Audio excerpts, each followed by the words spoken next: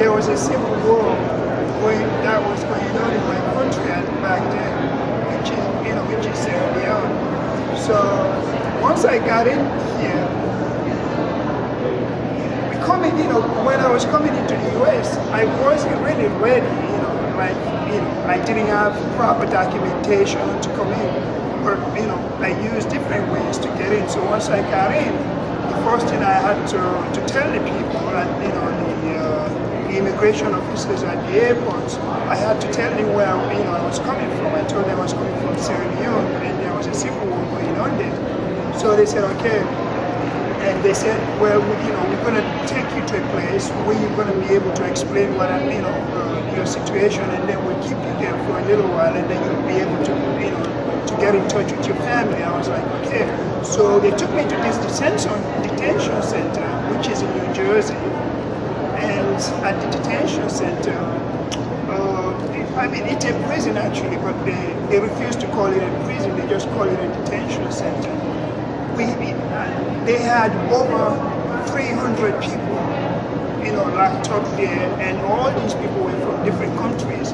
So basically, when we got in there, first they give you a uniform, which was a khaki color, and you have this strip search you. They take your ID, your fingerprint, and everything else. And once they finish, they take you into a dorm, and in that dorm, you have, in my dorm, there were 44 beds, 44 beds put together for each detainee. So we were like 44 people into this huge dormitory.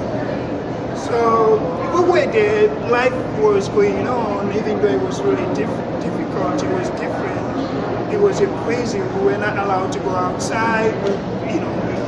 We were supposed to be waking up at a certain time, take a shower at a certain time, eat at a certain time. So it was basically not the kind of, the type of life one would expect, after running from a civil war and coming into a country that is known as,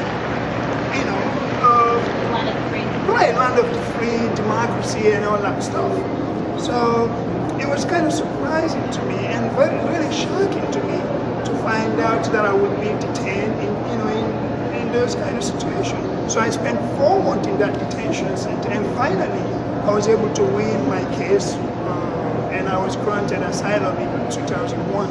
That was when I was able to, in 2001. So would you say you were treated as a prisoner, or did you experience any kind of abuse, whether emotional or physical?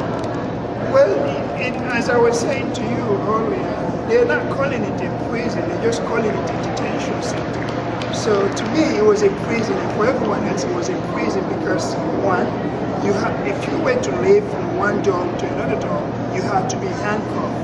And being handcuffed, I'm not a criminal, I'm not a drug dealer. So just the fact of being handcuffed, it's sort of abuse to me because I'm not a criminal. And then the fact of not being allowed to do things the way I wanted to get them done. For example, go to bed at the time I wanted to go to bed, go out if I wanted to go out, and talk to who I wanted to talk, and do things that I wanted to do. None of that was possible to me. So it is a prison, whether you like it or not. But the INS back then wouldn't call it a prison. And then up to today, they're not still calling it a prison.